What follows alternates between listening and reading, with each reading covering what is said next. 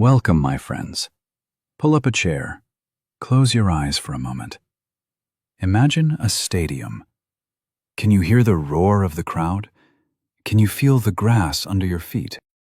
Today we are going to talk about a game that millions of people love. Some call it soccer. Most call it football. But where did this magic start? How did a simple ball change the world? Let's take a walk back in time together.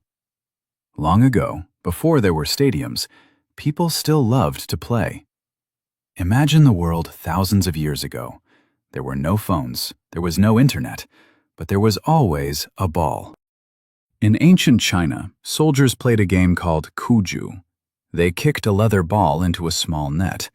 It was a way to stay strong and fast. It was a game of skill. In Greece and Rome, people played with balls too. They used their feet and their hands. Far across the ocean, in Central America, the Maya people played a famous ball game. For them, the game was part of their religion. Isn't it amazing? People who lived so far apart all had the same idea. They all wanted to kick something. They all wanted to run. They all wanted to play together. These ancient games were like the first whispers of a story. They were the seeds of what we see today. They show us that humans have always loved to compete. We have always loved to move. The ball was a simple toy, but it brought people together. It didn't matter if you were a soldier or a farmer. When the ball was at your feet, you were a player. So we see that football didn't just appear one day. It grew slowly, like a tree. It started with a simple kick in the dirt. It started with a laugh and a goal. And as the years turned into centuries, the game began to change. It moved from the ancient courts to the open fields of Europe. Imagine a small village in England, hundreds of years ago. It is a holiday. The sun is shining. The whole town is outside. But they are not just sitting. They are running. This was mob football. There were no real rules. There was no limit on players. Sometimes, two whole villages played against each other. The goal was often a landmark, like a church or a large tree. The ball was made of leather, or even a pig's bladder. It was loud. It was messy. It was wild. People ran through the streets. They jumped over fences. They splashed through rivers. Sometimes the game lasted all day. It was a time for the community to be together. It was a chance to forget about hard work for a while. But it was also dangerous. People got hurt. Windows were broken. Kings and queens sometimes tried to ban the game. They thought it was too violent. They wanted men to practice archery instead of kicking a ball. But the people didn't stop. They loved the game too much. They loved the feeling of the chase. They loved the spirit of the team. Even without a referee, they understood the game. It was about heart. It was about energy. This was not the organized sport we see on TV today. But the passion was the same. The joy of scoring was the same. The mob was the heartbeat of the game. And soon, this wild energy would find a new home. It would move from the messy streets into the quiet gardens of schools. Now, imagine a very different place. We are in the 1800s. We are at a private school in England. Young men are wearing uniforms. Everything is very strict. But during their break time, they want to play. They take the old mob football and bring it to their school fields. However, every school has its own way of playing. At rugby school, students are allowed to pick up the ball. They run with it in their hands. At Eton College, they prefer to use only their feet. Imagine the confusion. If a student from Eton played against a student from rugby, they would argue. "You can't touch the ball," one would yell. "Yes, I can," the other would shout. The game needed a plan. It needed a common language. Teachers liked the game because it taught the boys character. It taught them to be brave. It taught them to work together. But it was hard to have a real competition if the rules were different everywhere. The schools started to talk to each other. They wanted to find a middle ground. They wanted a game that everyone could enjoy in the same way. This was a very important time. The game was becoming more formal. It was moving away from the chaos of the village streets. It was becoming a sport for students and gentlemen. But it was still missing one big thing. It needed a single set of rules for everyone in the world. And that moment was coming very soon. It is a cold evening in October, 1863. We are in London, at a place called the Freemasons' Tavern. A group of men are sitting around a table. They are leaders of different football clubs. They are here to make a big decision. We need one set of rules, they say. They talk for hours. They argue about many things. The biggest argument is about the hands. Should players be allowed to carry the ball? Or should they only use their feet? Some people leave the meeting because they want to use their hands. They go on to create the sport of rugby. But the others stay. They decide that the feet are most important. They form the Football Association, or the FA. This was the official birth of modern football. They wrote down the rules in a little book. No more tripping. No more carrying the ball. Suddenly, the game had a structure. It had a soul. The word association gave us a new name for the sport. In England, people started calling it assoc. Later, that became the word soccer. Now teams could play against each other fairly. The first competitions began. The FA Cup started in 1871. It was the oldest trophy in the world. Fans began to come and watch. They cheered for their favorite teams. The rules made the game beautiful. They made it a dance of skill and speed. The game was no longer a secret kept in English schools. It was ready to fly. It was ready to see the world. Imagine a big steamship in the late 1800s. It is sailing from England to South America. On the ship are British sailors and workers. In their bags, they have a ball. When the ship stops in a port like Buenos Aires or Rio de Janeiro, the men go to the beach. They start to play. Local people watch them. "What is this game?" they ask. The sailors teach them. They show them how to dribble. They show them how to score. Soon, the local people are playing too, and they are very good at it. The same thing happens in Europe. British students go to Switzerland or Germany. They bring the rules with them. They start the first clubs. British engineers go to Africa and Asia to build railroads. In their free time, they play football. The game was so simple. You didn't need expensive equipment. You just needed a ball and some space. It didn't matter what language you spoke. Everyone understood a goal. Football was like a traveler. It followed the trade routes. It followed the maps. In every country, the game changed a little bit.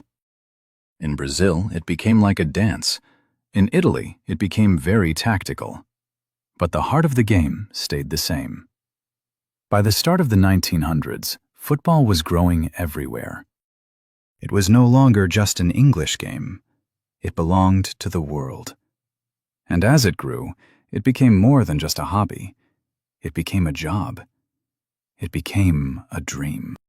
For a long time, football was played for fun. Players had other jobs. They were doctors, or they worked in factories.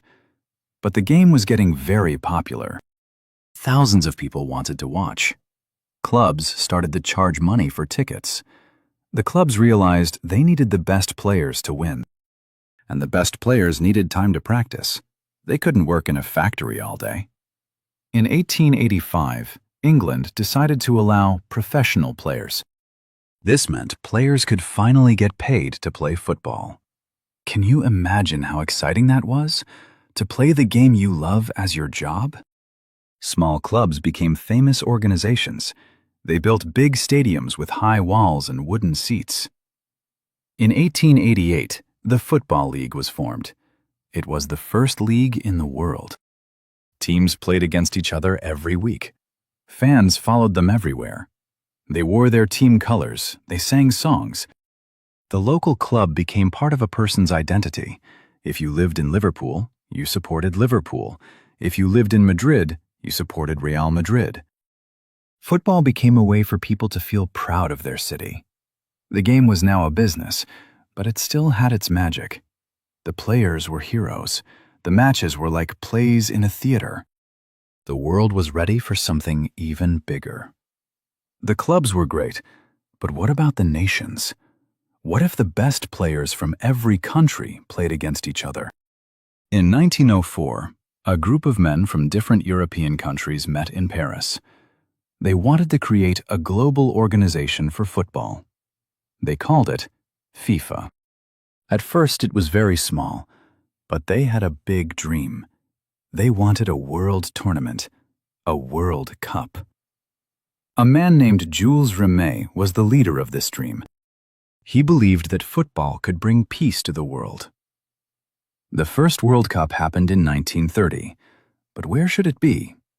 They chose Uruguay in South America. Uruguay was the best team at the time. They had won the Olympics. Many European teams did not want to go. It was a long journey by boat. It took 2 weeks to cross the ocean. But finally, 13 teams arrived. The atmosphere was incredible. The people of Uruguay were so proud. In the final, Uruguay played against Argentina. The stadium was packed. People were standing on the roofs of houses to see. Uruguay won 4-2. They were the first world champions. The dream had come true. Even though the world was facing hard times, the World Cup was a light. It showed that people from different continents could meet and play fairly. It wasn't just a game anymore. It was the world's game. But then a dark shadow fell over the world. A big war started. Football had to wait. After World War II, the world wanted to heal. People wanted to find joy again, and they found it in football. The 1950s and 60s were a golden age. Television started to show matches. Now, people could watch the game from their living rooms. They saw new heroes. Have you heard of Pelé, a young boy from Brazil who became a king? He was only 17 when he played in his first World Cup. He played with so much joy. People also saw the total football of the Netherlands. They saw the skill of Diego Maradona from Argentina. These players were like artists. The field was their canvas. The game was expanding. More teams from Africa and Asia started to join FIFA. New tournaments were created, like the European Championship. The stadiums got bigger. The lights got brighter.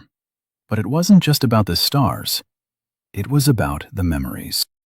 Do you remember a goal that made you jump out of your seat? Do you remember a save that made you hold your breath? Football became a shared history for humanity. It became a story we all tell together. In every corner of the world, children put on the jerseys of their idols. They practiced in the streets, dreaming of the World Cup. The game was no longer just a sport. It was a legacy. It was a gift passed down from fathers to daughters, and from mothers to sons. So, here we are today. Look around. Football is everywhere. It is in the favelas of Brazil. It is in the parks of New York. It is on the dirt fields of Nigeria and the modern stadiums of Tokyo. Today, billions of people watch the World Cup. It is the most popular event on the planet. Why do we love it so much? Perhaps because it is a language that needs no words. When a team scores, everyone screams the same way. When a team loses, everyone feels the same sadness. Football teaches us about life. It teaches us that we can fall down, but we must get up. It teaches us that one person can be great, but a team can be unstoppable. The beautiful game has come a long way from the ancient soldiers of China. It has traveled from the muddy fields of England to the global stage. It has survived wars and changes in technology. But at its heart, it is still the same. It is still about a ball, a goal, and a dream. In the future, the game will continue to change. There will be new rules and new stars. But the feeling of the game will never die. It will always be there to unite us. It will always be there to remind us that we are all part of the same team. So, next time you see a ball, remember the history. Remember the sailors, the students, and the kings. And remember that you are now part of the story too. Thank you for walking through history with me tonight. The fire is getting low, but the game is just beginning. Sleep well, my friends, and may your dreams be full of goals.